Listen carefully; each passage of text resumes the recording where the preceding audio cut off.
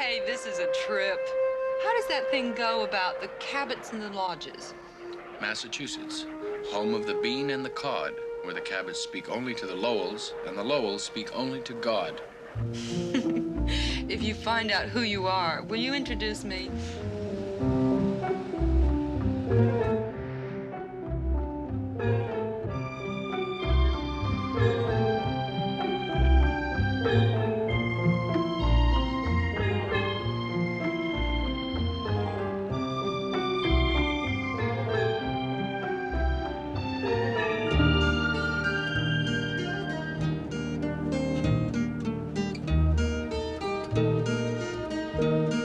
How far to Farmingham? 20 miles.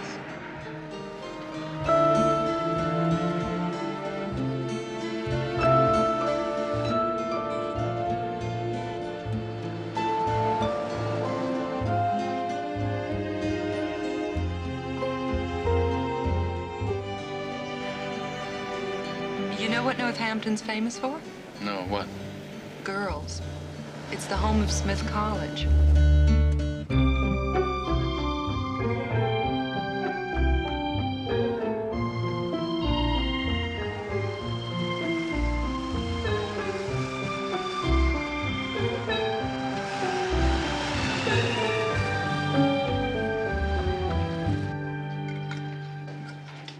You know, I was hoping to see a few things, like Plymouth Rock, Minuteman's statue, Walden Pond. Some other time.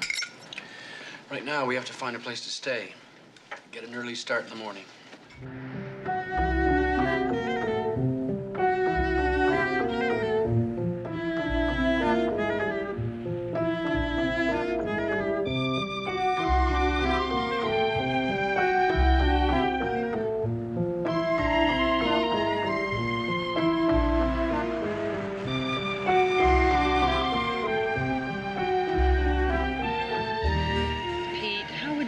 Even if you saw it, you dreamed about some town as it was 35 years ago.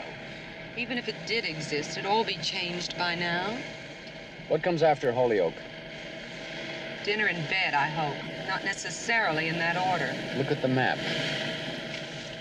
You look at it. Why'd you have to pick such a big state?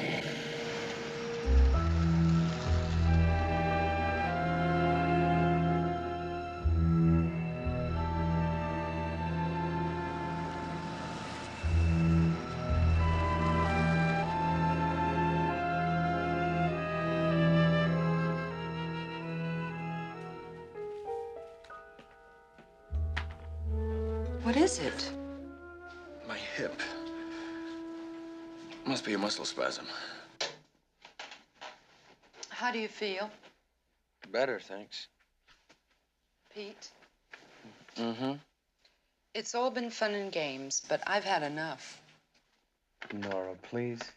For Christ's sakes, Pete, what are we knocking ourselves out for? There isn't any town. Most people in this world don't even know who they are. And you want to know who you were. Okay, suppose you were somebody else.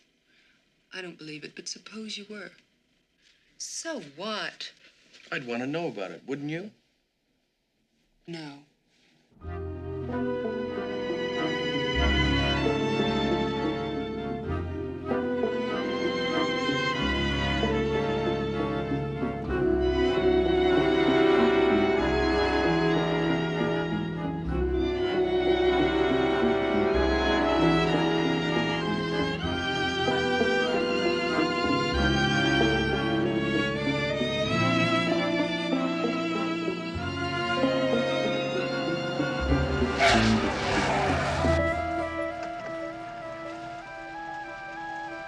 That could be the town.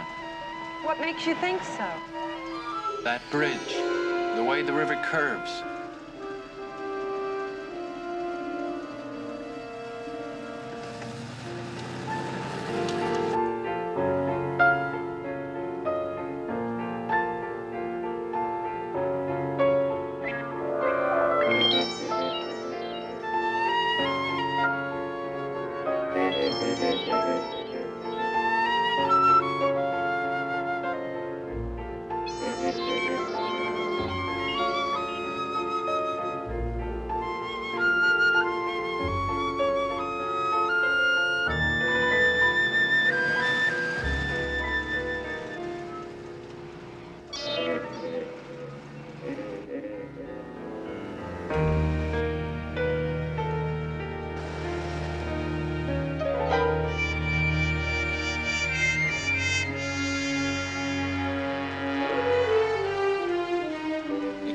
ahead and to the left.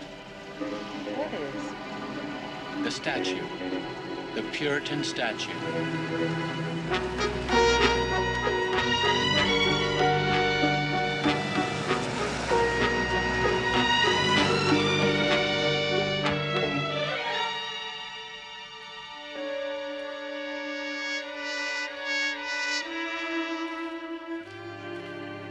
I was sure it would be here.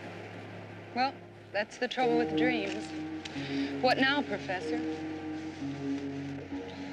We'll just keep searching. Not me. I've had it. This is where I get off. Even visiting my mother is better than this. Nora, I know I've been here before.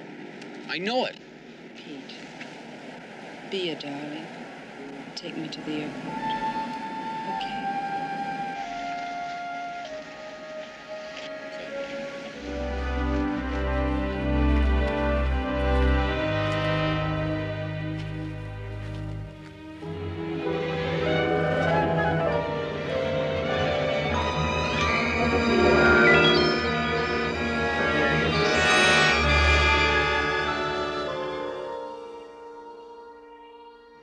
Goodbye, Pete. You're a delicious man, and I love you. I hope you find what you're looking for. Or do I? Attention. Last call for passengers on flight 401 to Miami. Gate set.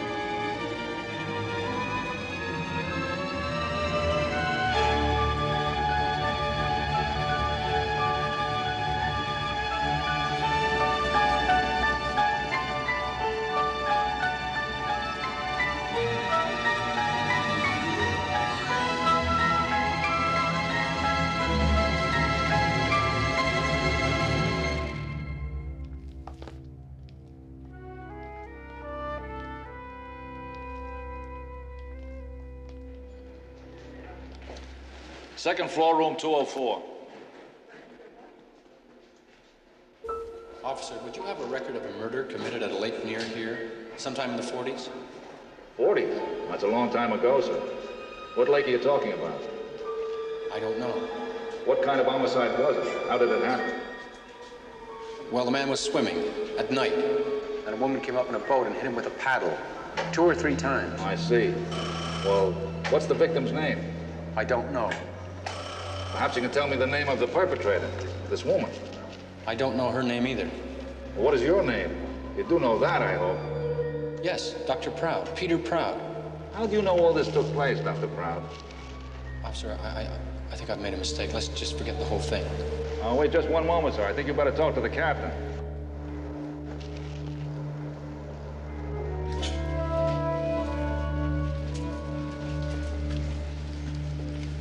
Excuse me, do you have any rooms available? For how long, sir? I don't know, several days. I believe we can take care of you, sir. Thank you. I was wondering if you could help me. I'm looking for a certain lake, but I don't remember the name. I used to live around here as a boy. My parents had a cottage there. Well, we have a number of lakes here, sir. If you could give me a little more information.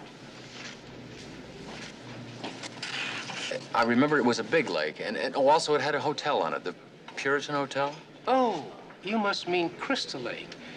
There was the Puritan Hotel on the North Shore, sir, but that was 10 years ago. After they built the Parkway, they put up a new place, the Crystal Lodge.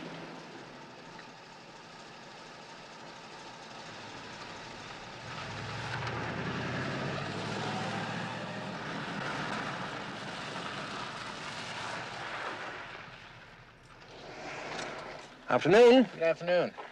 Premium? Yes, please.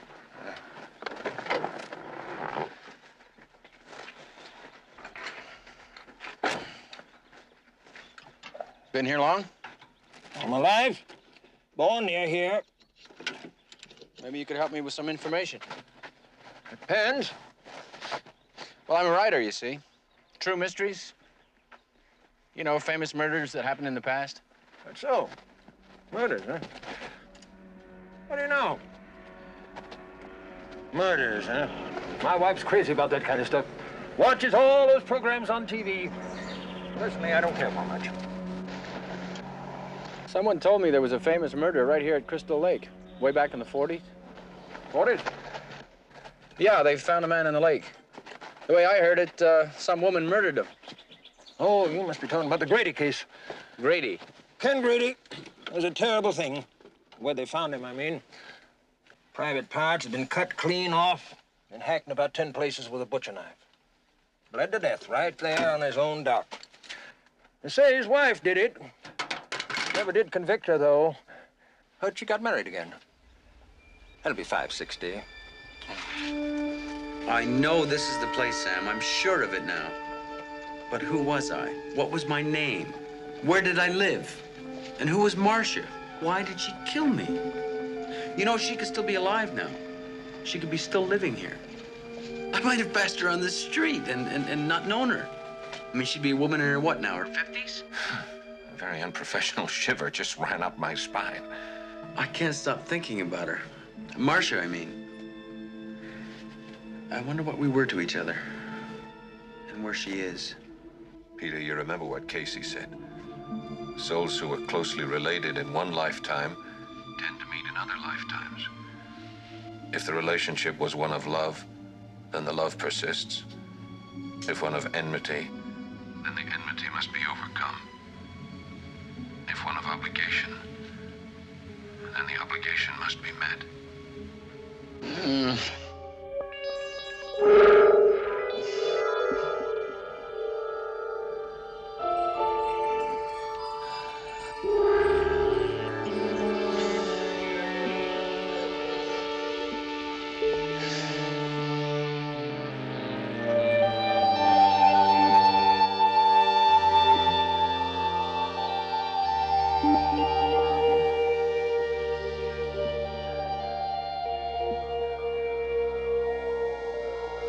Come on, baby. I'm sorry. Don't.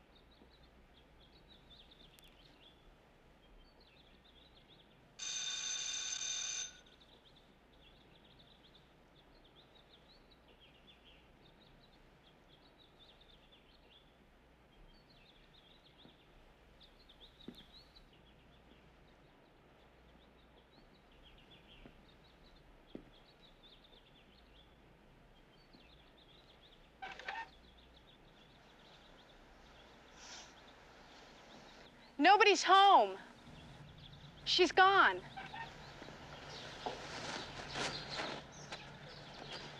She? Mrs. Curtis, the old lady who lives here. She's been away for years. Curtis. Do you know where she went? No. She was away when we moved in. Is there anything I can do? Oh, I'm just interested in old houses like this. Would you like to look inside? I've got a secret way.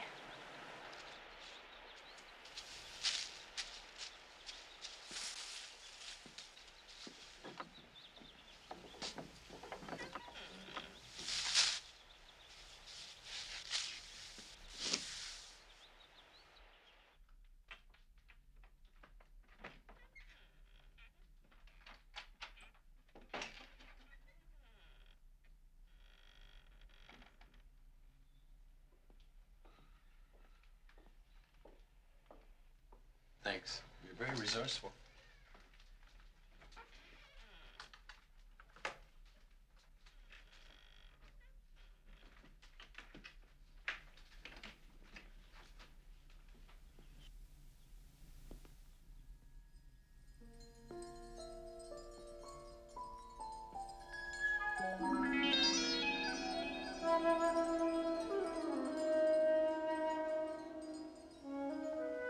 My name is Susie, with a Z.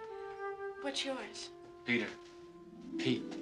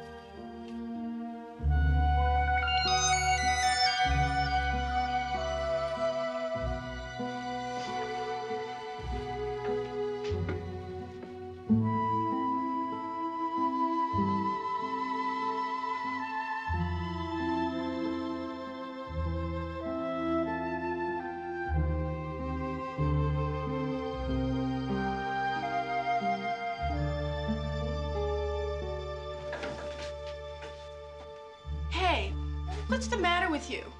You look like you're in another world or something.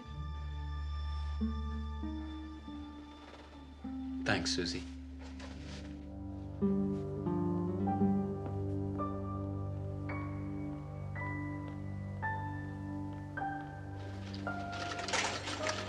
See, Curtis.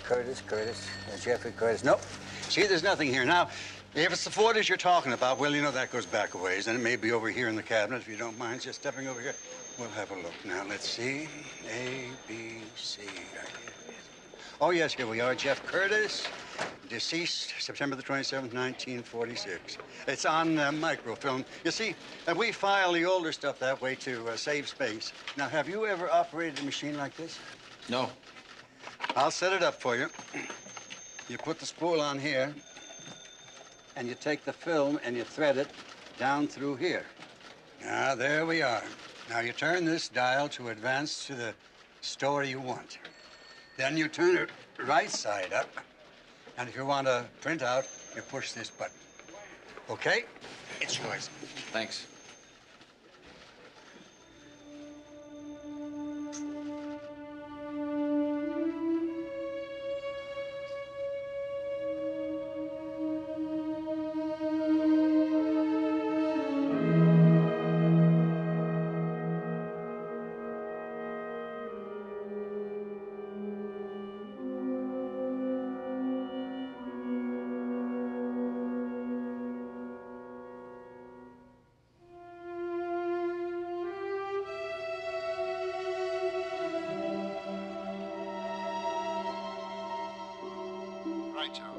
From what his wife says, he was smashed, left their cottage, swam out, and caught a cramp.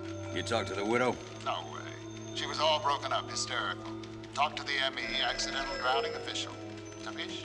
Capiche. Jeff Curtis was a local boy, graduate Central High, letterman several sports, tennis pro at Green Hills, won some big tournaments. Joined the Marines, Bronze Star for bravery, wounded at Iwo Jima Landing, Purple Heart. Married Marcia Buckley, daughter of C.R. Buckley, president of Pilgrim National Bank. Took position at bank. Started at the top and worked his way up. It should happen to me. Anyway, widow and infant daughter survive. Services tomorrow morning, First Church of Christ. Burial at Hillside Cemetery, okay? Okay. Stop in at Benny's and bring me a corned beef on rye, will you, Artie? Lots of mustard.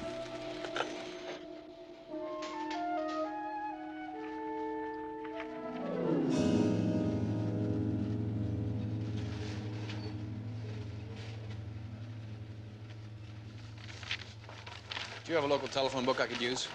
Yes, sure. Here. Help yourself.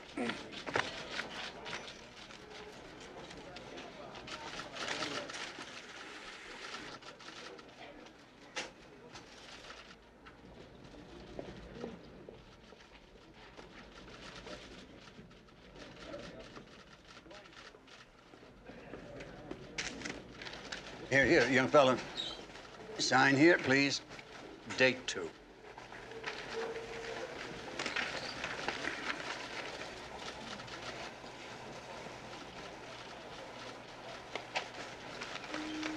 Just a minute, young man. What is this, some kind of a joke or something? You've signed the name of the deceased, Jeffrey Curtis.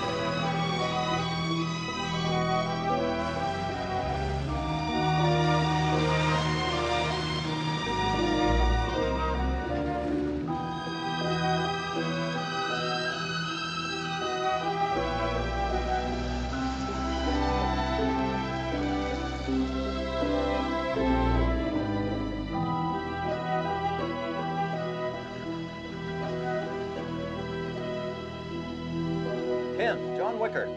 We have a member of the Bel Air Country Club here, Dr. Peter Proud. All guest privileges.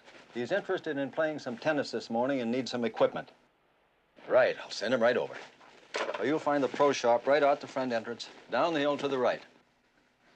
Been with the club long? About 1,000 years. Then you must have known Jeff Curtis. Yeah. Yeah, I know him. How do you know him? He's been dead a long time. A friend of mine in California. A friend of my father's, as a matter of fact. Knew him as a kid. I guess they were very close. Anyway, this guy always wondered what kind of a man Jeff turned out to be. And, well, I promised I'd ask around. Well, maybe Jeff was a good kid when your friend knew him. But the Jeff Curtis I knew was a no-good son of a bitch. Really? How? In what way? In every way, you name it. Especially with women. He had this phony charm. Oh, I guess he was a great swordsman. But anyway, when he was pro here, he made it big. Big? What do you mean big? He married the daughter of a bank president. The old man blew his top, swore that Jeff wouldn't get a dime of his money. But then the war came along. Jeff was wounded, came home a war hero. Well, the old man couldn't turn his back on a war hero, who was also his own son-in-law, so he gave Jeff a job at the bank. That was a nice setup. His wife loved him, he loved her money. But hell, that's all ancient history by now. Okay, we'll see you later. Okay, bye.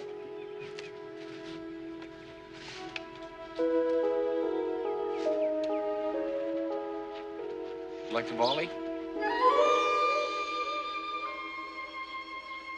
Oh, sure. Why not? I'm Pete Proud. I'm Ann Curtis. Hi. How are you? Fine. I'm afraid you won't find this too much fun. I'm not really that good. I was watching you. You're pretty good. Okay, you're on.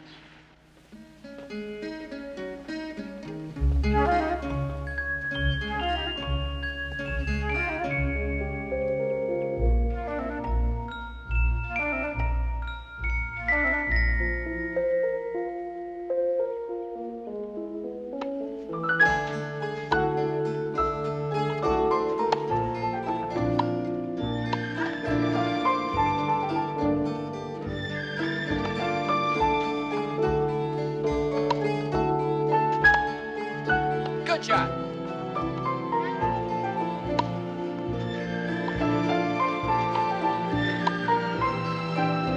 Hey, good shot.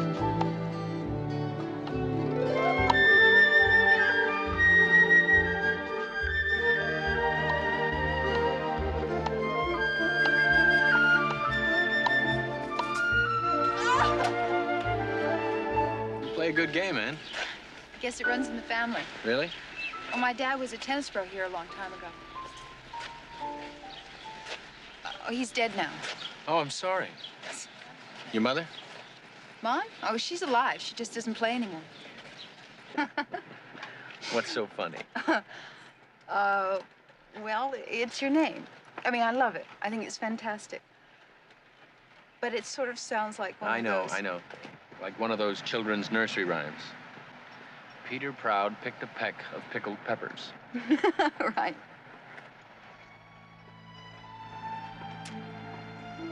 Who are you, Peter Proud? And what are you doing in Springfield? And why am I about to have a drink with you?